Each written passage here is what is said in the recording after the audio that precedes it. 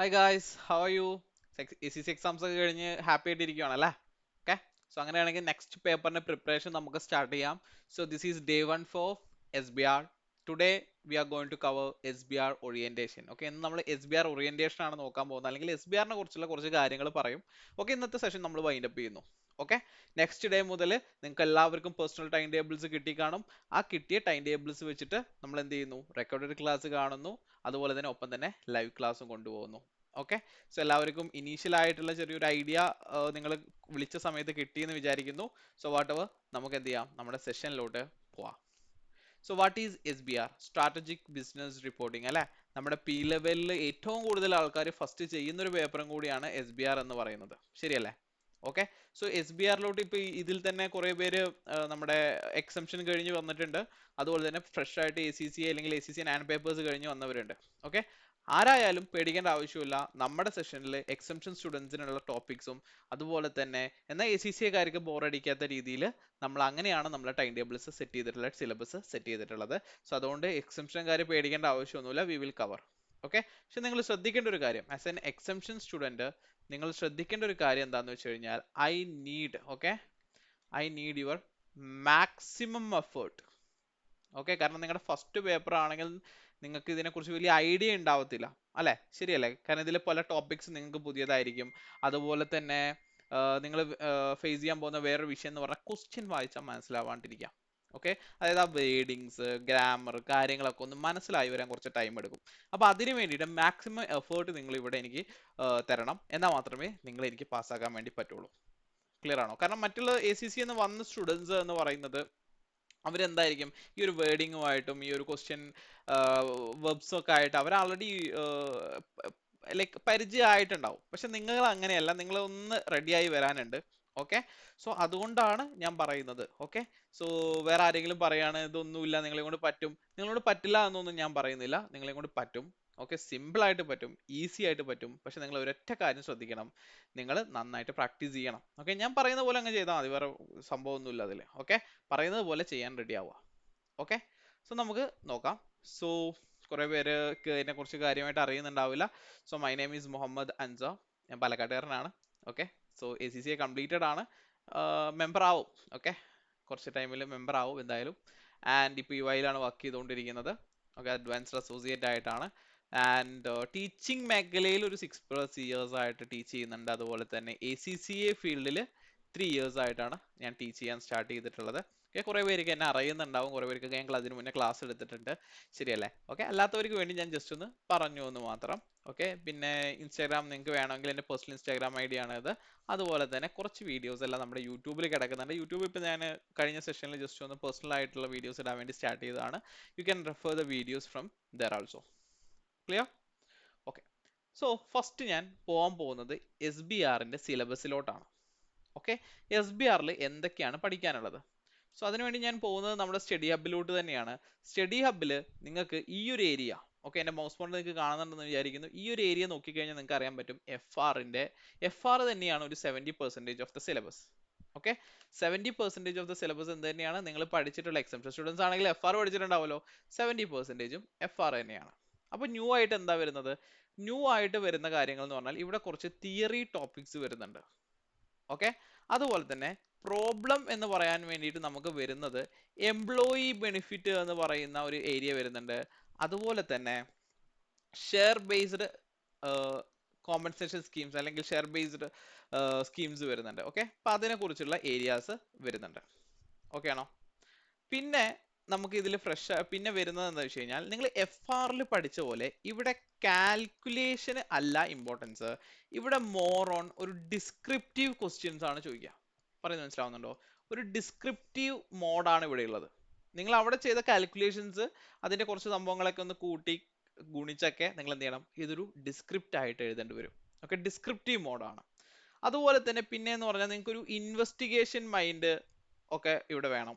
അതുപോലെ തന്നെ നിങ്ങൾക്ക് ഓക്കെ, എറേഴ്സ് മാറ്റാനുള്ള ഒരു ചെറിയൊരു കാപ്പബിലിറ്റി ഇവിടെ വേണം. പറയുന്നത് മനസ്സിലാവുന്നുണ്ടോ? ഇത്രയും ഉണ്ടെങ്കിൽ നമുക്ക് സുഖമായിട്ട് എന്ത് ചെയ്യാൻ പറ്റും? ACCA പാസ്സാവാൻ പറ്റും. അപ്പോൾ സിലബസിനെ കുറിച്ച് ഞാൻ കാര്യമായിട്ടൊന്നും പോകുന്നില്ല. നിങ്ങൾക്ക് തന്നെ ഇവിടെ സ്റ്റഡി ഹബ്ബ് ഓപ്പൺ ചെയ്യുമ്പോൾ നിങ്ങൾക്ക് അറിയാം, ഇവിടെ നമുക്ക് നോൺ കറന്റ് അസറ്റ്സ്, PPE പോലെയുള്ള ഇൻവെസ്റ്റ്മെന്റ് അസറ്റ്സ് അല്ല, സോ അത്തരം കാര്യങ്ങളൊക്കെ തന്നെയാണ് ഇവിടെ കവർ ആണ്. Impairment, financial instruments, lease, revenue, income tax, പിന്നെ ഇതാണ് എംപ്ലോയി ബെനിഫിറ്റ്സ് ആണ് ഞാൻ പുതിയതായി, പിന്നെ ഷെയർ ബേസ്ഡ് പേയ്മെന്റ്. ഓക്കെ, ഇതൊക്കെയാണ് ഞാൻ പുതിയതായിട്ട് പറയുന്നത്. ഇതൊക്കെ പിന്നെ നിങ്ങൾ കണ്ടിട്ടുള്ള സാധനങ്ങളാണ്. ഗുഡ് വില്ല്, അതുപോലെ തന്നെ കൺസോളിഡേഷൻ, പിന്നെ ഞാൻ പറഞ്ഞ തിയറി, പുതിയ തിയറിയാണ് ഈ sustainability integrated reporting, issues in financial reporting, പിന്നെ ക്യാഷ് ഫ്ലോ. ഓക്കെ, നമ്മൾ FRൽ അത്ര ക്യാഷ് ഫ്ലോ നിങ്ങൾ കാര്യമായിട്ട് പഠിച്ചിട്ടുണ്ടാവും. എക്സംഷൻ സ്റ്റുഡൻസ് ആണെങ്കിൽ കാര്യമായിട്ട് എന്ത് പഠിച്ചിട്ടുണ്ടാവില്ല, ക്യാഷ് ഫ്ലോ പഠിച്ചിട്ടുണ്ടാവില്ല. പക്ഷെ ഇവിടെ വരുമ്പോൾ നമുക്ക് ക്യാഷ് ഫ്ലോ വളരെ ഇമ്പോർട്ടന്റ് ആണ്. ഓക്കെ, പിന്നെ കൺസെപ്ച്വൽ ഫ്രെയിംവർക്ക് ആയാലും FR പഠിക്കുന്ന, അതായത് ഇപ്പോൾ normal ACC students, exemption students ആയാലും അത്ര ഇമ്പോർട്ടന്റ് കൊടുത്തിട്ടുണ്ടാവില്ല ആ ടൈമിൽ. പക്ഷെ ഇവിടെ വരുമ്പോൾ അത് കുറച്ച് ഇമ്പോർട്ടന്റ് ആണ്. പിന്നെ അടുത്തൊരു തിയറി ഏരിയയാണ് നമ്മുടെ SME സ്റ്റാൻഡേർഡ് എന്ന് പറയുന്നത്. ഓക്കെ, ജസ്റ്റ് ഇങ്ങനെ പറഞ്ഞു എന്നുള്ളൂ, പേടിക്കേണ്ട കാര്യമൊന്നുമില്ല. ഞാൻ പറഞ്ഞ പോലെ തന്നെ 70% നമ്മുടെ എന്ത് തന്നെയാണ് വരുന്നത്, FR തന്നെയാണ് വരുന്നത്. പക്ഷെ അതിന്റെ ഒരു അപ്രോച്ചിൽ ചെറിയൊരു വ്യത്യാസമുണ്ട്. Okay, clear? And next one, exam details. ഇതുവരെ ഇതിന് മുന്നേയുള്ള 9 പേപ്പർ നിങ്ങൾ എക്സാം എഴുതിയ പോലെയല്ല, ഇത് ഫുള്ളി ഡിസ്ക്രിപ്റ്റീവ് ആണ്. ഓക്കെ, അല്ലാണ്ട് മൾട്ടിപ്പിൾ ചോയ്സ് ക്വസ്റ്റ്യൻസ് ഒന്നും ഇടയില്ല. ടോട്ടൽ 100 മാർക്കിന് തന്നെയാണ്. 3 hour and 50 minutes അല്ലെങ്കിൽ 3 hour എക്സാം. ഓക്കെ, 50 minutes അങ്ങനെ പറയാറില്ല, 3 hour എക്സാം ആണ് നമുക്ക് നോർമലി വരുന്നത്. ഓക്കെ, 3 hours എക്സാം ആണ് നമുക്ക് വരുന്നത്. സോ ഇതില് സെക്ഷൻ എയും ഉണ്ട്, സെക്ഷൻ ബി. ഓക്കെ, 2 സെക്ഷൻസ് ആണ് ഉള്ളത്. സെക്ഷൻ എയില് 2 ക്വസ്റ്റ്യൻസ് ആണ് ഉണ്ടാവുക. Total 50 mark. ഒരു 30 മാർക്കിന്റെ ക്വസ്റ്റ്യനും ഒരു 20 മാർക്കിന്റെ ക്വസ്റ്റ്യനും ആണ് നോർമലി ഉണ്ടാവാറുള്ളത്. ആൻഡ് സെക്ഷൻ ബിയിലും ഇതുപോലെ തന്നെ 2 ക്വസ്റ്റ്യൻസ് ആണ് ഉണ്ടാവുക. ഓരോന്നിനും 25 മാർക്സ് വെച്ചിട്ട് ടോട്ടൽ 50 മാർക്ക്.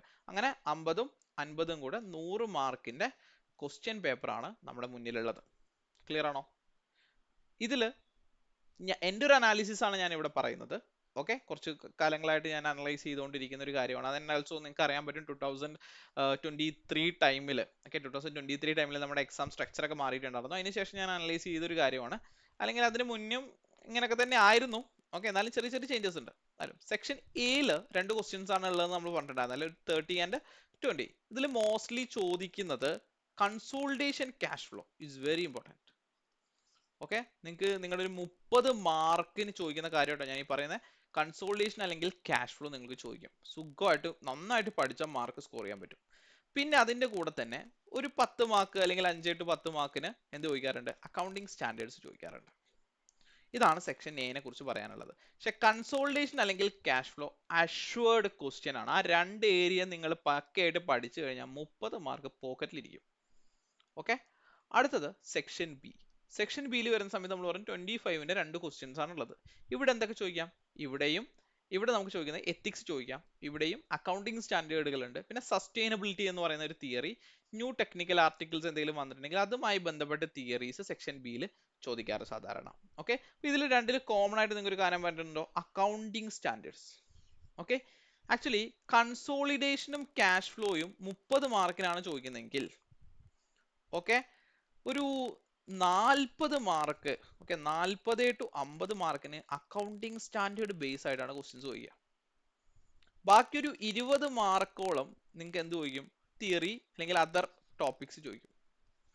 പറയുന്നത് മനസ്സിലാവുന്നുണ്ടോ? ഇങ്ങനൊരു ട്രെൻഡാണ് ഞാൻ അനലൈസ് ചെയ്തപ്പോൾ ഇത്രയും കാലമായിട്ട് കണ്ടിട്ടുള്ളത്. ഓക്കെ, അപ്പൊ ഇതിൽ നിങ്ങൾക്ക് മനസ്സിലാവാൻ പറ്റും ടെക്നിക്കൽ ആർട്ടിക്കിൾസ് വളരെ ഇമ്പോർട്ടൻ്റ് ആണ്. ഓക്കെ, അതുപോലെ തന്നെ കറന്റ് ഇഷ്യൂസ് എന്ന് പറയുന്ന കുറച്ച് ഏരിയാസ് ഉണ്ട്. ഓക്കെ, പിന്നെ പ്രൊഫഷണൽ മാർക്സ് നമുക്കൊരു 4 to 6 മാർക്കൊക്കെയാണ് ചോദിക്കുന്നത്, 2 to 4 മാർക്കൊക്കെയാണ് പ്രൊഫഷണൽ മാർക്സിനുള്ളൂ എങ്കിൽ പോലും നമ്മൾ അത് നോക്കും. ഓക്കെ, സോ നമ്മൾ എന്താ ചെയ്യുക വെച്ച് കഴിഞ്ഞാൽ 100% മാർക്ക് സ്കോർ ചെയ്യാൻ വേണ്ടി പഠിക്കും. അപ്പോൾ നിങ്ങളുടെ തെറ്റും അതൊക്കെ കഴിഞ്ഞ് നല്ലൊരു മാർക്ക് നിങ്ങൾക്ക് സ്കോർ ചെയ്യാൻ പറ്റും. ഓക്കെ, അതാണ് നമ്മുടെ ഒബ്ജക്റ്റീവ് എന്ന് പറയുന്നത്. ഇനി നിങ്ങൾ എവിടെയാണ് തെറ്റ് വരുത്താറ് എന്നാണ് പറയുന്നത്. ഓക്കെ, ഈ സ്റ്റുഡൻസ് SBR സ്റ്റുഡൻസ് എക്സാമിനർ പറയുന്നതാണ് കേട്ടോ. ഓക്കെ, എക്സാമിനർ പറഞ്ഞതാണ്. അതുപോലെ തന്നെ ഞാൻ കുറെ കാലമായിട്ട് സ്റ്റുഡൻസ് മോക്ക് എഴുതുമ്പോഴും അത് എഴുതുമ്പോഴും ഓക്കെ, നിങ്ങൾക്ക് അറിയാൻ പറ്റുമായിരിക്കും നമ്മുടെ കയ്യിൽ മോക്ക് വാല്യൂഷൻ ഉണ്ട്. സോ മോക്ക് എഴുതുമ്പോഴെല്ലാം ഞാൻ ശ്രദ്ധിച്ചിട്ടുള്ള ഒരു കാര്യം എന്ന് പറയുന്നത് ടൈം മാനേജ് ചെയ്യൂല. ഇത് FR ആയിക്കോട്ടെ SBR ആയിക്കോട്ടെ ഞാൻ കണ്ടിരിക്കുന്ന സാധനം ടൈം എന്ന് പറയുന്ന സാധനത്തിന് ഒരു വിലയും കൊടുക്കുന്നില്ല. അവിടെ എഴുതി തന്നെ. ഇപ്പൊ മോക്ക് എഴുതാൻ പറഞ്ഞാലും ടൈം വെക്കൂല, അല്ലെങ്കിൽ ടൈം നോക്കാണ്ട് അങ്ങോട്ട് എഴുതും. ഓക്കെ, പക്ഷെ നമ്മുടെ എക്സാമിലുള്ള ടൈമർ എന്ന് പറയുന്നത് ഓട്ടോമാറ്റിക് ആയിട്ട് കട്ടാവും. ടൈമറിൽ 3 മണിക്കൂർ കഴിഞ്ഞു എക്സാം വിൻഡോ ക്ലോസ് ആവും. ഓക്കെ, ക്ലിയർ ആവുന്നുണ്ടോ? അപ്പൊ അതുകൊണ്ട് ടൈം വളരെ ഇമ്പോർട്ടൻ്റ് ആണ്. അപ്പോൾ സാറേ എങ്ങനെ ഞങ്ങൾ ടൈം മാനേജ് ചെയ്യും? നിങ്ങൾ പ്രാക്ടീസ് ചെയ്യുന്ന സമയത്ത് എന്ത് ചെയ്താൽ മതി, ടൈം വെച്ച് ചെയ്യാം. ഓക്കെ, ടൈം വെച്ചിട്ട് തന്നെ മോക്ക് പ്രാക്ടീസ് ചെയ്യാം. ക്ലിയർ ആണോ? അല്ല സാർ അപ്പോൾ നമുക്ക് ഫുള്ള് പ്രാക്ടീസ് ചെയ്യാൻ പറ്റില്ലല്ലോ. ഫുള്ള് പ്രാക്ടീസ് ചെയ്യാൻ 3 അവർ വെക്കുക. 3 അവർ വെച്ചിട്ട് എന്ത് ചെയ്യുക, ടൈമർ സ്റ്റോപ്പ് ആകുമ്പോൾ അടുത്തൊരു ടൈമർ സ്റ്റാർട്ട് ചെയ്തിട്ട് എക്സാം കംപ്ലീറ്റ് ചെയ്യുക. അപ്പോൾ നിങ്ങൾക്ക് മനസ്സിലാവുമല്ലോ നിങ്ങൾ എക്സ്ട്രാ എത്ര ടൈം എടുത്തു എന്ന് നിങ്ങൾക്ക് മനസ്സിലാവില്ലേ. എന്നിട്ട് ആ എക്സ്ട്രാ ടൈം കുറയ്ക്കാനുള്ള വഴികൾ നോക്കുക. പിന്നെ അടുത്തൊരു വിഷയം, ഈ ടൈം മാനേജ്മെന്റുമായി ബന്ധപ്പെട്ട് എന്തുകൊണ്ട് ടൈം നഷ്ടമാവുമെന്ന് വെച്ച് കഴിഞ്ഞാൽ ഓവറായിട്ട് റൈറ്റ് ചെയ്യാം. ഈ എക്സാംഷൻ ഒക്കെ കഴിഞ്ഞ് വരുന്ന സ്റ്റുഡൻസിലെ ഞാൻ മെയിനായിട്ട് ഈ പ്രശ്നം കണ്ടിട്ടുള്ളത്, അനാവശ്യമായിട്ട് കുറേ എഴുതി വെക്കും. അവർ വിചാരം എന്താ വെച്ച് കഴിഞ്ഞാൽ ലൈക്ക് കുറേ കണ്ട് എഴുതിയാൽ കുറേ മാർക്ക് കിട്ടുമെന്നാ. അങ്ങനെ ഒരു പരിപാടി ഇവിടെ ഇല്ല. അതാണ് നിങ്ങൾ ആദ്യം മനസ്സിലാക്കേണ്ടത്. അങ്ങനത്തെ ഒരു പരിപാടിയെ ഇവിടെ ഇല്ല. ഇവിടെ 5 മാർക്കാണെങ്കിൽ 5 പോയിന്റ്സ് ആയിട്ട് അല്ലെങ്കിൽ 5 ചെറിയ ചെറിയ ബ്രീഫ് ആയിട്ട് എഴുതിയാൽ ഓക്കെ, അതും സ്ട്രൈറ്റ് പോയിന്റ്സ് ആയിരിക്കണം, എന്നാൽ നിങ്ങൾക്ക് മാർക്ക് കിട്ടും. അല്ലാണ്ട് കഥ എഴുതി വെച്ചാലൊന്നും ഇവിടെ ഒരു പരിപാടി നടക്കൂല. എക്സാമിനർ ഒരു മാർക്ക് പോലും തരില്ല. ഓക്കെ, നിങ്ങൾ എത്ര എസ് എഴുതിയാലും ഒരു മാർക്കും തരൂല. ഓക്കെ, ക്ലിയർ ആവുന്നുണ്ടോ നിങ്ങൾക്ക് പറയുന്നത്? അത് വിചാരിച്ചിട്ട് പോയിന്റ് ആയിട്ട് എഴുതുമോ? പോയിന്റ് ആയിട്ട് എഴുതരുത്. ഓക്കെ, ചെറിയ ചെറിയ പാരഗ്രാഫ് ആയിട്ട് 5 പോയിന്റ് എഴുതുക, സുഖമായിട്ട് മാർക്ക് കിട്ടും. പിന്നെ റിപ്പീറ്റേഷൻ. ഒരു ക്വസ്റ്റ്യൻ ആവും, അതിന്റെ ആൻസറിൽ ഒരു എന്താ പറയുക 2 or 3 വട്ടം ഒരേ പോയിന്റ് തന്നെ റിപ്പീറ്റ് ചെയ്തുകൊണ്ടിരിക്കും, ഡയറക്റ്റ് ആയിട്ടോ ഇൻഡയറക്റ്റ് ആയിട്ടോ. അങ്ങനെ ചെയ്യരുത്. ഓക്കെ, ആ ക്വസ്റ്റ്യൻ സിനേറിയോയിൽ ഉണ്ടാവും നിങ്ങൾക്കുള്ള 5 പോയിന്റ് അല്ലെങ്കിൽ 10 പോയിന്റ്. നേരെ ഒന്ന് വായിച്ചു നോക്കണം എന്നുള്ളൂ. എങ്ങനെയാ മോക്ക് ചെയ്യൂല, പറയുമ്പോൾ കേൾക്കൂല, ടൈം ടേബിൾ ഫോളോ ചെയ്യൂല. ഒരു നേരെ പോയിട്ട് അങ്ങോട്ട് എക്സാം എഴുതും. എക്സാം എഴുതുമ്പോൾ എന്താ, കണ്ണിന്റെ മുന്നിൽ ഈ ഒരു പോയിന്റ് മാത്രമേ കാണുള്ളൂ. അതാ പ്രശ്നം. എങ്ങനെ കണ്ണിന്റെ മുന്നിൽ ഈ പോയിന്റ് മാത്രമേ കാണുള്ളൂ? ഈ ക്വസ്റ്റ്യൻ വായിച്ചാൽ മനസ്സിലാവണ്ടേ? ക്വസ്റ്റ്യൻ വായിച്ച് മനസ്സിലാവണമെങ്കിൽ സിനേറിയോ വായിച്ച് മനസ്സിലായിട്ടുണ്ടാവൂല. അപ്പോൾ അതൊക്കെ നമ്മൾ ആ മോക്കിന്റെ ടൈമിലൊക്കെ ട്രെയിൻ ചെയ്യും. അതുപോലെ തന്നെ നമ്മൾ ക്വസ്റ്റ്യൻ പ്രാക്ടീസ് ചെയ്യുമ്പോൾ നമ്മളത് കവർ ചെയ്യും. അപ്പോഴല്ലേ ഇത് മനസ്സിലാവുള്ളൂ. ഓക്കെ, അതാണ് ഇതിൻ്റെയൊക്കെ ഒരു ഇമ്പോർട്ടൻസ് എന്ന് പറയുന്നത്. പിന്നെ അതുപോലെ തന്നെ എന്താ പറയാ, ആനക്കാരി ആയിരിക്കും ചോദിച്ചേക്കുന്നത്, ചേനക്കാരി ആയിരിക്കും പറയുന്നതെന്ന് പറയുകയാണെങ്കിൽ ഓക്കെ, റിക്വയർമെന്റ് പ്രോപ്പർ ആയിട്ട് വായിക്കാം. അതിൽ പറഞ്ഞത് വേണം നിങ്ങൾ ആൻസർ ചെയ്യാൻ. അല്ലാണ്ട് നിങ്ങൾ കുറെ എത്തിക്സിനെ കുറിച്ച് ചോദിക്കുമ്പോൾ വേറെ എന്തെങ്കിലും പോയി പറഞ്ഞിട്ടോ, അല്ലെങ്കിൽ ഒരു റവന്യൂവിനെ കുറിച്ച് ചോദിക്കുമ്പോൾ വേറെ ഏതെങ്കിലും സ്റ്റാൻഡേർഡിനെ കുറിച്ച് പറഞ്ഞിട്ടോ ഒന്നും ഒരു കാര്യമില്ല. എന്താണ് ചോദിച്ചേക്കുന്നത് ക്ലിയർ ആയിട്ട് മനസ്സിലാക്കിയിട്ട് അതിനുള്ള ആൻസർ എഴുതുക. പിന്നെ അതുപോലെ തന്നെ ഡിസ്കസ് ചെയ്യാറ് അല്ലെങ്കിൽ ഡിസ്കഷൻ പാർട്ടിലോട്ടൊക്കെ വരുന്ന സമയത്ത് ചിലവർ എന്ത് ചെയ്യുന്ന അറിയോ, ഇവിടെ ഒന്നെങ്കിൽ ഓവർ റൈറ്റിംഗ് ആയിരിക്കും ചിലവർ, ഇനി വേറെ ചിലവർ ചെയ്യുന്ന പരിപാടി ബുള്ളറ്റ് പോയിന്റ്സ് ആയിട്ട് എഴുതി വെക്കും, ഭയങ്കര ചെറുതാക്കി എഴുതി വെക്കും. അതായത് കൺസെപ്റ്റ് ക്ലിയർ ആവില്ല, അല്ലെങ്കിൽ അവർ പറയുന്ന ആൻസർ അത്ര ക്ലാരിറ്റി ഉണ്ടാവില്ല, എക്സാമിനർക്ക് വായിക്കുമ്പോൾ മനസ്സിലാവില്ല, ഭയങ്കര ഷോർട്ടാക്കി എഴുതി വെക്കും. അങ്ങനെയാണെങ്കിലും മാർക്ക് കിട്ടൂല. പിന്നെ വർക്കിങ്സ് കാണിക്കൂല. ഇപ്പൊ ഈ ഗുഡ് വിൽ കാൽക്കുലേഷനോ അങ്ങനത്തെ എന്തെങ്കിലും ഉണ്ടാവും, ഗുഡ് വില്ലീസ് എന്ന് പറഞ്ഞിട്ട് എഴുതി വെക്കും. എങ്ങനെ ഈ ഗുഡ് വില്ല് കിട്ടിയെന്നോ, എവിടുന്ന് അത് കിട്ടിയെന്നോ, ഇതിന്റെ ഫിഗേഴ്സ് എവിടുന്നോ ഒന്നും കാണിച്ചിട്ടുണ്ടാവില്ല. ചിലപ്പോൾ ഇതൊക്കെ ചിലപ്പോൾ എന്താ പറയുക വല്ല നോട്ട് പാഡിൽ എവിടെയെങ്കിലും എഴുതി വെച്ചിട്ടുണ്ടാവും. എഴുതി വെച്ചിട്ട് കാര്യമില്ല. നിങ്ങളുടെ ആ ഒരു വേർഡ് ആണെങ്കിൽ വേർഡ്, എക്സൽ ആണെങ്കിൽ എക്സൽ, അവിടെ കാണണം അതിന്റെ വർക്കിങ്സ്. എക്സാമിനൊക്കെ കാണണം, മനസ്സിലായോ? അല്ലാതെ നിങ്ങളിപ്പോൾ എക്സാമിന് സെന്റർ ചെയ്യുന്നവർക്ക് അറിയാം, സ്ക്രൈബ് നോട്ട് കിട്ടും അല്ലെങ്കിൽ പേപ്പർ കിട്ടും. ആ പേപ്പറിൽ കൊണ്ടുപോയിട്ട് വർക്കിങ്സ് എഴുതി വെച്ചാൽ അത് ആ പേപ്പർ നിങ്ങൾക്ക് അറിയുമെന്ന് അറിയില്ല. ആ പേപ്പർ അത് കഴിഞ്ഞാൽ അവർ നേരെ വേസ്റ്റ് ബാസ്കറ്റിലോട്ട് കീറിയിടും. ഓക്കെ, അല്ലാണ്ട് അത് എക്സാമിനർ വാല്യൂഷന് കൊണ്ടുപോകില്ല. പറയുന്നത് മനസ്സിലാവുന്നുണ്ടോ? എന്തെങ്കിലും ഉണ്ടെങ്കിൽ അത് എക്സലിൽ തന്നെ മാക്സിമം ചെയ്യുക. അത് എന്തായാലും എക്സലിൽ തന്നെ ചെയ്യണം, മാക്സിമം ചെയ്യാന്നല്ല, എന്തായാലും അത് അവിടെ തന്നെ ചെയ്യണം, എന്നാൽ മാത്രമേ നിങ്ങൾക്ക് മാർക്ക് കിട്ടുള്ളൂ. പിന്നെ അതുപോലെ തന്നെ സിനേറിയോ കണക്ട് ചെയ്യൂല, ജനറൽ ആയിട്ടുള്ള കാര്യങ്ങളായിട്ട് പറഞ്ഞു. ഇപ്പൊ റവന്യൂവിനെ കുറിച്ച് അവൻ പറഞ്ഞിട്ടുണ്ടാവുക, റവന്യൂവിനെ കുറിച്ച് ആ സിനേറിയോ ഉള്ള കാര്യങ്ങൾ, കമ്പനിയുടെ പേരുകൾ യൂസ് ചെയ്യുക, അങ്ങനെ കുറെ ട്രിക്കുകൾ ഉണ്ട് ഈ സിനേറിയോ കണക്ഷന് വേണ്ടിയിട്ട്. അത്തരം ട്രിക്കുകളൊന്നും യൂസ് ചെയ്യില്ല, ജനറൽ ആയിട്ടാണ് എഴുതി പോകും. പിന്നെ വരുന്നൊരു വിഷയം സബ് ക്വസ്റ്റ്യൻസ് മിസ് ചെയ്യും. ഇതാണ് ഏറ്റവും കൂടുതൽ ഇവന്മാർ മിസ് ചെയ്യുന്ന കാര്യം. അതായത് ഒരു ക്വസ്റ്റ്യൻ ഒറ്റ ക്വസ്റ്റ്യൻ ആയിരിക്കും ഓക്കെ, പക്ഷെ അത് തന്നെ ഈ ഒരു ഒറ്റ ക്വസ്റ്റ്യനിൽ തന്നെ ചിലപ്പോൾ 2 റിക്വയർമെന്റ് ഉണ്ടാവും. ചിലപ്പോൾ ഇങ്ങനെ ആയിരിക്കും പറഞ്ഞേക്കുന്നത്, discuss the accounting treatment and recommend. എങ്ങനെ discuss the accounting treatment and recommend recommend correction അല്ലെങ്കിൽ കറക്റ്റീവ് ആക്ഷൻസ് എന്നാ പറഞ്ഞിരിക്കുന്നത്. അപ്പൊ ഇവിടെ 2 എണ്ണം ഉണ്ട്, ഒന്ന് ഡിസ്കസ് ചെയ്യാനുണ്ട്, അവിടെ എന്തെങ്കിലും എറർ ആയിരിക്കും ഡിസ്കസ് ചെയ്യാൻ വേണം, അതുപോലെ തന്നെ റെക്കമെൻഡ് ചെയ്യാനും പറഞ്ഞിട്ടുണ്ട്. അപ്പൊ ഇവരെന്ത് ചെയ്യുന്ന വെച്ച് കഴിഞ്ഞാൽ ഈ എന്താ പറയാ സമയം ഇങ്ങനെ നോക്കിയിട്ട് ചിലവർക്ക് ടെൻഷൻ ആവുക, കാരണം മോക്കൊന്നും ടൈം വെച്ചിട്ട് എഴുതിയിട്ടുണ്ടാവില്ലല്ലോ. ഓക്കെ, അപ്പൊ എന്ത് ചെയ്യുന്ന വെച്ച് കഴിഞ്ഞാൽ ഡിസ്കഷൻ പാർട്ട് ചെയ്തിട്ടുണ്ടാവും, എന്ത് ചെയ്യൂല, റെക്കമെൻഡേഷൻ പാർട്ട് ചെയ്യൂല. ഓക്കെ, പകുതി മാർക്കാവും ചിലപ്പോൾ, ഇതിന് പകുതി മാർക്ക് പോയി. മനസ്സിലായോ? 100 മാർക്കിന് എഴുതിയാലും 50 മാർക്ക് കിട്ടുള്ളൂ. കാരണം എന്താ, ഈ ഡിസ്കഷൻ പാർട്ട് മാത്രമേ ചെയ്തിട്ടുള്ളൂ, റെക്കമെൻഡേഷൻ പാർട്ട് ചെയ്തിട്ടില്ല. അപ്പൊ സബ് ക്വസ്റ്റ്യൻസ് ശ്രദ്ധിക്കണം. പിന്നെ വേറെ ചിലവർ ചെയ്യുന്ന പരിപാടിയാണ്, ചിലവർക്ക് ഇങ്ങനെ പറയും സാറേ 30 മാർക്ക്, ശരി തിയറി 20 മാർക്ക്. ശരി, ഞാൻ അത്രയും ചെയ്തിട്ടുണ്ട് സാറേ. എനിക്ക് സെക്ഷൻ എ ചെയ്തിട്ടുണ്ട്. Section A 50 മാർക്കിനാണല്ലോ. അതുപോലെ സെക്ഷൻ ബിയിൽ ഞാൻ കുറച്ച് ചെയ്തിട്ടുണ്ട്. അങ്ങനെ ടോട്ടലി സാറേ 70 മാർക്കിനുള്ളത് എഴുതിയിട്ടുണ്ട്. ഇനിയിപ്പോൾ 20 മാർക്ക് പോലും സാറേ 50 മാർക്ക് കിട്ടുമല്ലോ പാസ്സാവാൻ. ബ്ലണ്ടർ എന്ന് പറഞ്ഞാൽ അൾട്ടിമേറ്റ് ബ്ലണ്ടർ ആണ് നിങ്ങൾ ഈ ചെയ്യുന്ന പരിപാടി. ഓക്കെ, 100 മാർക്കിന് എഴുതിയാലേ എന്താ പറയാ, 100 മാർക്കിന് നിങ്ങൾ എഴുതണം, എന്നാലേ നിങ്ങൾക്ക് പാസ്സാവാനുള്ള മാർക്കെങ്കിലും കിട്ടുള്ളൂ. മനസ്സിലായോ? മറ്റേ നിങ്ങൾ ഹൈ റിസ്ക് അവിടെ എടുക്കുന്നത്. ഇപ്പൊ നിങ്ങൾ 70 മാർക്കിന് എഴുതി, നിങ്ങൾ 30 മാർക്കിന്റെ തെറ്റായി, അപ്പോഴോ പാസ്സാവോ നിങ്ങൾ? ഇല്ലല്ലോ, 40 മാർക്കല്ലേ കിട്ടുള്ളൂ. അതേസമയം 100 മാർക്കിന് എഴുതിയിട്ട് നിങ്ങൾ 30 മാർക്ക് പോയാലും 70 കിട്ടുമല്ലോ. കിട്ടില്ലേ? സോ അത് ശ്രദ്ധിക്കണം.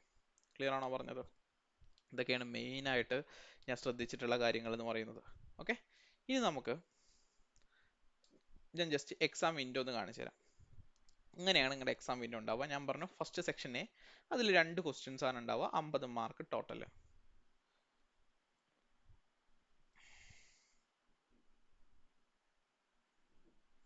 ഇതില് നെറ്റ് സ്ലോ ആണോ? പറ്റിട്ടോ, നെറ്റ് സ്ലോ ആണല്ലോ.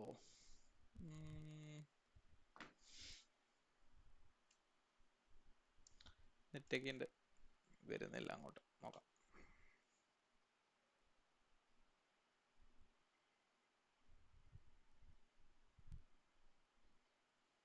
ഒറ്റ മിനിറ്റ് കേട്ടോ, ഞാൻ നെറ്റ് ഒന്ന് റീകണക്ട് ചെയ്യട്ടെ. ഓക്കെ, എക്സാം വിൻഡോ ലോഡ് ആയിട്ടുണ്ട്. ഇപ്പൊ നിങ്ങൾക്ക് അറിയാൻ പറ്റും, ഇതുപോലെയാണ് നമ്മുടെ എക്സാം വിൻഡോ ഉണ്ടായിരിക്കുക കേട്ടോ. ചിലർ ഇവിടെ ഈ സ്ക്രാച്ച് പാഡിലും ചിലർ വർക്കിംഗ്സ് എഴുതി വെക്കും കേട്ടോ. അതും ബ്ലണ്ടർ ആണ്, ഇവിടെ എഴുതി വെക്കരുത്. ഇത് നിങ്ങൾ ക്ലോസ് ചെയ്ത് കഴിഞ്ഞാൽ ഇത് ഡിലീറ്റ് ആയി പോകും. എക്സാമിനർക്ക് ആക്സസബിൾ അല്ല, അതും ശ്രദ്ധിക്കാം. പിന്നെ ഇതുപോലെ ആയിരിക്കും ഈ എക്സിബിറ്റ്സ് ഉണ്ടായിരിക്കും. ഓക്കെ, ഇങ്ങനെ കുറെ എക്സിബിറ്റ്സ് ഉണ്ടായിരിക്കും. നെറ്റ് കുറച്ച് സ്ലോ ആയി തോന്നുന്നുണ്ട്, ലോഡ് ആവുന്നില്ല, അല്ലെങ്കിൽ സെർവർ കുറച്ച് ഡൗൺ ആവുന്നുണ്ട്. സ്പീഡൊക്കെ ഉണ്ട്. ഓക്കെ, ഇങ്ങനെ ഇതുപോലെ എക്സിബിറ്റ്സ് ഉണ്ടാവും. ഇവിടെ റിക്വയർമെന്റ്സ് ഉണ്ടാവും. ഓക്കെ, റിക്വയർമെന്റ്സിൽ ലോഡ് ആവുമോ നോക്കാം. അതുപോലെ തന്നെ നിങ്ങൾക്ക് ഇവിടെ വേർഡ് പ്രോസസ്സറും തന്നിട്ടുണ്ടാവും, എക്സലും തന്നിട്ടുണ്ടാവും. സ്പ്രെഡ്ഷീറ്റ് അല്ലെങ്കിൽ എക്സലും തന്നിട്ടുണ്ടാവും. ഓക്കെ, ഇതുപോലെ തന്നെയാണ് നെക്സ്റ്റ് ക്വസ്റ്റ്യൻസ് ഒക്കെ ഉണ്ടാവുക. ഭയങ്കര സ്ലോ ആയിട്ട് ലോഡ് ആവുന്നത്. ഓക്കെ, പിന്നെ റിക്വയർമെന്റ് ഉണ്ടാവും. അതുപോലെ തന്നെ ഇവിടെ ഒരു എക്സിബിറ്റ് ഉണ്ടാവും. ഇതിൽ ചെറിയൊരു എക്സിബിറ്റ് ആണ്, എപ്പോഴും ചെറിയ എക്സിബിറ്റ് ആവണമെന്നില്ല. 2, 3, 4 എക്സിബിറ്റ്സ് ഉണ്ടാവാം. എക്സിബിറ്റ് കൂടുമ്പോൾ സാറേ ഭയങ്കര ബുദ്ധിമുട്ടല്ലേ? എക്സിബിറ്റ് കൂടുന്ന ആട്ടോ മക്കളെ നല്ലത്. ഓക്കെ, നിങ്ങൾക്ക് ആൻസർ പെട്ടെന്ന് കിട്ടും. പിന്നെ അതുപോലെ തന്നെ ഓക്കെ, സോ ഇതാണ് നമ്മുടെ ടോട്ടൽ ഇവിടെയുള്ള. പിന്നെ സെക്ഷൻ ബിയിൽ ഞാൻ പറഞ്ഞ പോലെ തന്നെ 25 മാർക്കിന്റെ 2 ക്വസ്റ്റ്യൻസ് ആണുള്ളത്. പിന്നെ നമ്മൾ December 24 മോക്കായിരുന്നു. അങ്ങോട്ട് വരുന്നില്ലല്ലോ, ലോഡ് ആവുന്നില്ല. സെർവറിന്റെ ഇഷ്യൂ തോന്നുന്നുണ്ട്, കുഴപ്പമില്ല. എന്തെങ്കിലും അപ്ഡേഷൻ എന്തെങ്കിലും നടക്കുന്നുണ്ടാവും വിചാരിക്കാം. അപ്പം അത്രയും കാര്യങ്ങളാണ്. പിന്നെ പാസ് പെർസെൻറ്റേജ് എന്ന് പറഞ്ഞു കഴിഞ്ഞാൽ ഇവിടെ എന്തെങ്കിലും ഓക്കെ ലോഡായി അല്ലേ. റിക്വയർമെന്റ് കൂടെ ലോഡായാൽ സെറ്റായി. ഓക്കെ, റിക്വയർമെന്റ് ലോഡ് ആവട്ടെ. അപ്പോഴേക്കും നമുക്ക് കുറച്ച് കാര്യങ്ങളും കൂടെ പറഞ്ഞിട്ട് വരാം. പാസ് പെർസെൻറ്റേജ് നോക്കുവാണെങ്കിൽ നമ്മുടെ ലാസ്റ്റ് റിസൾട്ട് വന്ന സെഷൻ September 24 സെഷനിൽ 52% ആൾക്കാരാണ് പാസ്സായിട്ടുള്ളത്. ഓക്കെ, അപ്പോൾ സാറേ ബാക്കിയുള്ള 48% ഫെയിലായി എന്നാണ് നിങ്ങൾ മനസ്സിലാക്കേണ്ടത്. ഓക്കെ, 58% വരെ പാസ്സാവുന്നില്ല എന്നുള്ളതല്ല, 48% വരെ പോയി. ഇവിടെയാണെങ്കിലോ 51% ഫെയിലായി, ഇവിടെ 51% ഫെയിലായി, ഇവിടെ 50% ആൾക്കാർ ഫെയിലായി, ഇവിടെയും 50% ആൾക്കാർ ഫെയിലായി. എന്തുകൊണ്ടാണ് ഇവരൊക്കെ ഫെയിൽ ആവുന്നേ? ഞാൻ മോള് പറഞ്ഞ പ്രശ്നം കൊണ്ടാ, ശ്രദ്ധിക്കുന്നില്ല. ഓക്കെ, മോള് പറഞ്ഞ പ്രശ്നങ്ങള് പ്ലസ് മോക്ക് എഴുതൂല, നോ മോക്ക്, പ്രാക്ടീസ് ചെയ്യൂല. അയ്യോ മടിയാ പ്രാക്ടീസ് ചെയ്യാൻ. ടൈം മാനേജ്മെന്റ് ചെയ്യൂല. സാറുമാര് പറയുന്നതും ചെയ്യൂല. എല്ലാം അവരുടെ ഇഷ്ടത്തിനെ ചെയ്യുള്ളൂ. ഇത്രയും കാര്യങ്ങൾ നിങ്ങൾ ചെയ്യുന്നുണ്ടെങ്കിൽ നിങ്ങൾ എവിടെ പോവും? ഇതിൽ പെടും. നിങ്ങൾ ഇങ്ങോട്ടാണ് നിങ്ങളുടെ യാത്ര എന്ന് മനസ്സിലാക്കുക. മനസ്സിലായോ? നിങ്ങൾ ഇങ്ങോട്ടാ യാത്ര ചെയ്തുകൊണ്ടിരിക്കുന്നത്. നിങ്ങൾക്ക് നല്ല രീതിക്ക് പാസ്സാവണം എന്നുണ്ടെങ്കിൽ proper mock, proper practice, proper time table follow ചെയ്യുക, പ്രോപ്പർ ക്ലാസ് കേൾക്കുക, പ്രോപ്പർ ടൈം ടേബിൾ, എന്താ പറയുക, പ്രോപ്പർ നോട്ട്, ടൈം ടേബിളിലെ കാര്യം പറഞ്ഞ പ്രോപ്പർ നോട്ട്. ഇത്രയും കാര്യങ്ങൾ ഇങ്ങനെ ചെയ്ത് കഴിഞ്ഞാൽ നിങ്ങൾ ഇതാ ഈ ഗ്രൂപ്പിൽ വരും, പാസ്സായവരുടെ ഗ്രൂപ്പിൽ വരും. പറയുന്നത് മനസ്സിലാവുന്നുണ്ടോ? ഓക്കെ, നല്ല പിള്ളേരല്ലേ? നല്ല പിള്ളേരാണെങ്കിൽ എന്ത് ചെയ്യണം? നമ്മൾ പറയുന്നതൊക്കെ ചെയ്യാം. ഓക്കെ, അപ്പം നല്ല മാർക്കിൽ നമുക്ക് പാസ്സാകാൻ പറ്റും. ഇത് റിക്വയർമെന്റ് ലോഡ് ആവുന്നില്ല, കുഴപ്പമില്ല, നമ്മൾ എന്ത് ചെയ്യും, നോർമൽ ക്ലാസ്സിൽ അതൊക്കെ കാര്യങ്ങളൊക്കെ ഡിസ്കസ് ചെയ്യും. പിന്നെ ഇതിൽ എനിക്ക് പറയാനുള്ളത്, ഇവിടെ ടൈമർ ഉണ്ടാവും കേട്ടോ, ഈ ഒരു ഏരിയയിലാണ് കേട്ടോ. പിന്നെ എക്സാംസ് നിങ്ങൾക്ക് ഫ്ലാഗ് ചെയ്യാനുള്ള ഓപ്ഷൻ ഉണ്ട്. എന്താ ഫ്ലാഗ് ചെയ്യാന്ന് പറഞ്ഞു കഴിഞ്ഞാൽ അവിടെ ഈ നാവിഗേറ്റർ പോയി കഴിഞ്ഞാൽ ഓക്കെ കുഴപ്പമില്ല, ഇത് ലോഡ് ആവുന്നില്ല. നമുക്കൊരു പണി ചെയ്യാം, എക്സാം വിൻഡോ ഒരു പരിചയപ്പെടുത്തൽ വീഡിയോ ഞാൻ എന്തായാലും ചെയ്യാം. ഓക്കെ, ഞാൻ ഇവിടെ ഫ്ലാഗ് ഫോർ റിവ്യൂ എന്തെങ്കിലും കിട്ടി കഴിഞ്ഞാൽ നാവിഗേറ്റർ പോയി കഴിഞ്ഞാൽ ഇവിടെ ഇങ്ങനെ റെഡ് കത്തും. ഓക്കെ, കാണിച്ചു തരാവേ, ഒന്നുകൂടെ ട്രൈ ചെയ്ത് നോക്കാം. എങ്കിൽ നമ്മൾ ഈ സെഷൻ ഇതോടുകൂടിയിട്ട് വൈൻഡ് അപ്പ് ചെയ്യാണ്. സോ ടൈം ടേബിൾസ് എല്ലാവർക്കും കിട്ടും, കിട്ടാത്തവർക്ക് അപ്ഡേറ്റ് ആയിട്ടുണ്ടാവും. അപ്പോൾ ലാസ്റ്റ് ടൈമിൽ ഫീ പേയ്മെന്റ് ചെയ്തവരോ അല്ലെങ്കിൽ ലാസ്റ്റ് ടൈമിൽ ജോയിൻ ചെയ്തവർക്ക് നാളെ എന്തായാലും നാളെ ഈവനിങ്ങുള്ളിൽ നിങ്ങളുടെ ടൈം ടേബിൾ കിട്ടും. ഓക്കെ, അപ്പോൾ നാളത്തെ ഇത് കൂട്ടില്ല, അടുത്ത ദിവസം മുതലുള്ള ടൈം ടേബിൾ ആയിരിക്കും കിട്ടുന്നത് കേട്ടോ. Don't worry. അപ്പോൾ ഇത് ഫ്ലാഗ് ആവുന്നില്ല, കുഴപ്പമില്ല. നമുക്ക് എക്സാം വിൻഡോ പരിചയപ്പെടുത്താനായിട്ട് നമ്മളൊരു വീഡിയോ ചെയ്യും കേട്ടോ. അപ്പോൾ ഇവിടെ തന്നെ നിങ്ങൾക്ക് കാണാൻ പറ്റും, നമുക്ക് ഹൈലൈറ്റ് ചെയ്യാനുള്ള ഓപ്ഷനാണ് ഇത്. ഓക്കെ, അപ്പോൾ ഇവിടെ അതുപോലെ തന്നെ സ്ട്രൈക്ക് ത്രൂ ചെയ്യാനുള്ളതുണ്ട്. എന്താ സ്ട്രൈക്ക് ത്രൂ ചെയ്യാന്ന് പറഞ്ഞാൽ എഴുതിയ ഒരു വേർഡിന്റെ പുറത്ത് അല്ലെ ലൈൻ ഇടുന്ന പരിപാടി. കാൽക്കുലേറ്റേഴ്സ് ഇവിടെ അവൈലബിൾ ആണ്. പക്ഷേ സാർ ഇവിടെ കാൽക്കുലേറ്റർ ഉണ്ടല്ലോ, അപ്പോൾ നിങ്ങൾ കാൽക്കുലേറ്റർ കൊണ്ടുപോകണ്ടേ? കാൽക്കുലേറ്റർ നിങ്ങൾ കൊണ്ടുപോകണം. ഓക്കെ, കാരണം നമ്മൾ നോർമൽ കാൽക്കുലേഷൻസ് ഒക്കെ ചെയ്ത് പഠിക്കുന്നത് നമ്മുടെ കാൽക്കുലേറ്ററിലാണ്. അപ്പോൾ അവിടെ ചെല്ലുന്ന സമയത്ത് നമുക്കതൊന്നും കൂടെ സ്പീഡാവും കാര്യങ്ങൾ. നിങ്ങൾ വിചാരിക്കുക ഇതൊക്കെ എന്ത് സ്പീഡ് കുറയാനാന്ന് വിചാരിക്കും. നിങ്ങൾ വിചാരിക്കുന്ന പോലെയല്ല, ടൈം നന്നായിട്ട് കൺസ്യൂം ആവും നിങ്ങൾ പുതിയൊരു കാൽക്കുലേറ്റർ ഒക്കെ യൂസ് ചെയ്യുന്ന സമയത്ത്. അതുപോലെ അതായത് അതിന്റെ സ്വിച്ച് എവിടെയാ, അല്ലെങ്കിൽ അതിന്റെ ഇപ്പൊ ഈ ഒരു സംഭവം ആണെങ്കിൽ ഇതിന്റെ ഓരോ കാര്യങ്ങൾ മനസ്സിലായി വരാൻ കുറച്ച് ടൈം എടുക്കില്ല. അത്രയും സമയം നമുക്കില്ല അവിടെ. നമ്മൾ കാൽക്കുലേറ്ററിനെ കുറിച്ച് പഠിക്കാൻ വയ്ക്കല്ലോ, എക്സാം എഴുതാൻ വയ്ക്കല്ലേ. പിന്നെ പിന്നെ ശ്രദ്ധിക്കുക, സേവിങ് ഫംഗ്ഷൻ ഉള്ള സയന്റിഫിക് കാൽക്കുലേറ്റർ യൂസ് ചെയ്യരുത്, സേവിങ് ഫംഗ്ഷൻ ഇല്ലാത്ത സയന്റിഫിക് കാൽക്കുലേറ്റർ യൂസ് ചെയ്യാം. ഓക്കെ, അപ്പൊ അത്രയൊക്കെയാണ് നമ്മുടെ ഈ സെഷനെ കൊണ്ട് ഞാൻ ഉദ്ദേശിച്ചത്. നിങ്ങൾക്ക് ഒരു ബ്രീഫ് ഐഡിയ ഇതിനെ കുറിച്ച് തരിക. ഓക്കെ, കാരണം എന്താണ് പഠിക്കാൻ പോകുന്നതെന്ന് ആദ്യം അറിയണമല്ലോ, എന്നിട്ടാണല്ലോ പഠിത്തം എന്ന് പറയുന്നത്. അപ്പൊ നന്നായിട്ട് പഠിക്കാൻ പറ്റട്ടെ എല്ലാവർക്കും. All the best. Okay, so good night guys, by.